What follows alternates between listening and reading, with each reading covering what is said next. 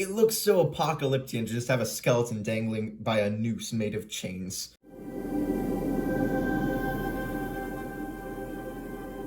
Hello my friends, I'm Marstoy and I'm back again, and today I have populated the abandoned Apocalypse Brick Bank. So a while ago I made a video where I built this massive thing, and since then I disliked it not having any life, no minifigures in it, no nothing. So I took it upon myself to populate this with as many apocalyptic survivors as I could. I was worried I might overpopulate and it looked too busy, and it does look very busy, but I think it looks good the way it is. So now I'm going to give you a tour of all the new stuff I've added. Starting on the floor, we have basically these like Black Ops military people scattered around the bottom level. So they're just kind of trying to like clear out the zombies, I guess, trying to get rid of them. So we've got this guy on the left here. He's armed with a rifle of some kind with a big mache raised over his head. So he's basically attacking this police zombie guy who's just kind of lunging at him. And if you look down here, there was a hole in the wooden wall in the Lego set. So I put a guy with a chainsaw like cutting through. He doesn't even know he's about to cut through a zombie. He's just trying to get out of the building. And you'll see why once we see the inside of this place. Then over here we have another like Black Ops trooper. He's armed with like a tactical bow. And he's trying to shoot this zombie over here, who's hiding behind a bush, so he must be smarter than the rest. Well, this guy is just completely unaware of anything that's going on. He's armed with like kind of like a rifle and these cool goggles and also a grenade. So he's just wandering around trying to spot more zombies, unaware that there's one directly behind him. We spin around, we've got another Black Ops trooper, but this time he's become a zombie, so they've lost one of their rank. If you look real close through the window here, if you zoom in, you might be able to see a little character in the background. We'll see who that person is in a moment, like once we get to the inside. But there's somebody back there. Moving up to the second floor, I don't know what compelled me to do this, probably this pulley, but I decided to dangle a corpse just out the window. So the rope goes in through the broken window. It's tied to the back of a swivel chair of all things. And it just goes up through this pulley and then attached to a chain, which goes around the skeleton's neck.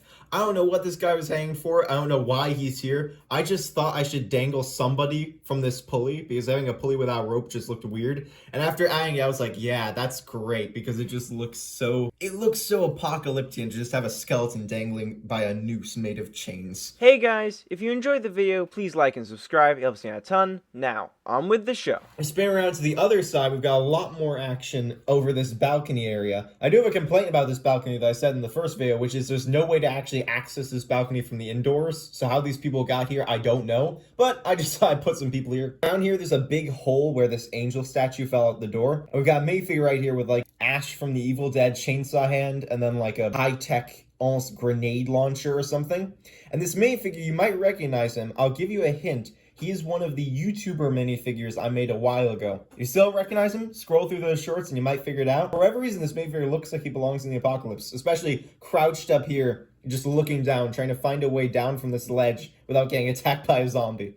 We move a little higher, we've got this guy just dangling, screaming from the balcony. How he ended up here, I have no idea, but he's just dangling, like flailing his legs around for his life, hoping not to land on top of a zombie or something. I did not make him intentionally look like Ron Weasley, but he does kind of, which is kind of funny. And then directly above him on the balcony, we have this almost like Assassin's Creed looking guy.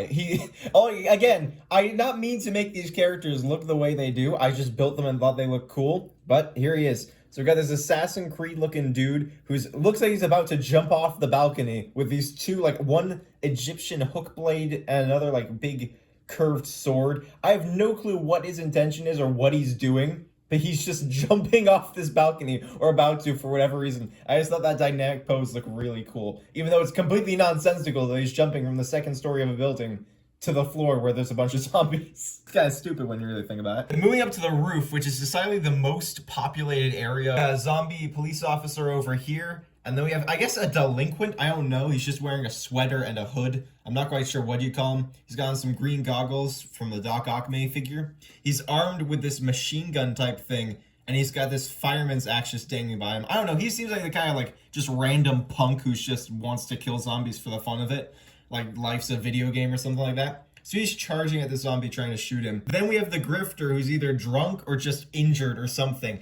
Or asleep for all things. So he's just dangling here with a grenade in his hand, knife raised, just kind of like confused, but I love like the relaxed pose. And we've also got an empty bottle right next to him. To spin around, we have this priest or somebody. Again, I didn't really come up with roles for who these people are. I just thought they'd look like they belonged in the apocalypse, and I built them and then just put them in here. So I didn't really think up roles or backstories or names for any of these characters. He's got this big, crazy, like curved, pointy knife and a hatchet.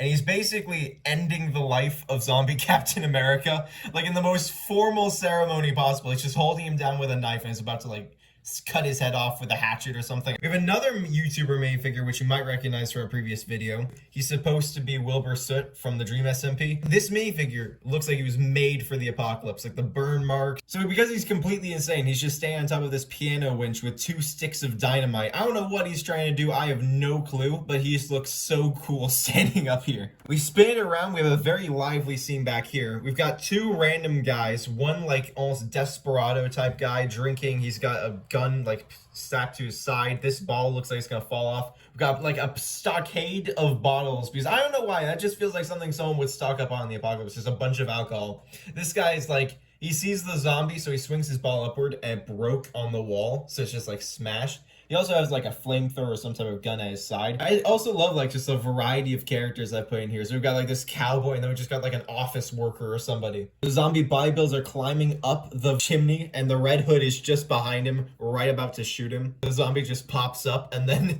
immediately gets shot in the back of the head. I think that's a really funny concept. And of course, since he's a Red Hood, he's not only armed with a pistol, he has an AK-47 strapped to his back. We've also got a little briefcase lying on the ground with 2 pistols in there. And then we have Batman with a sniper rifle back here.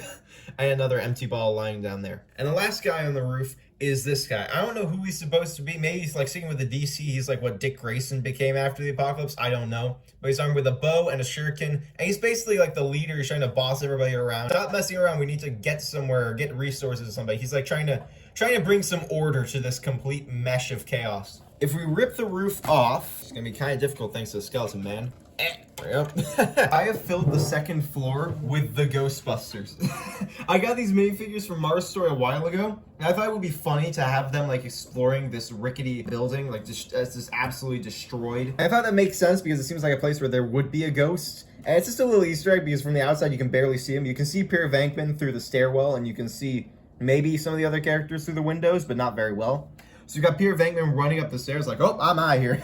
I'm done.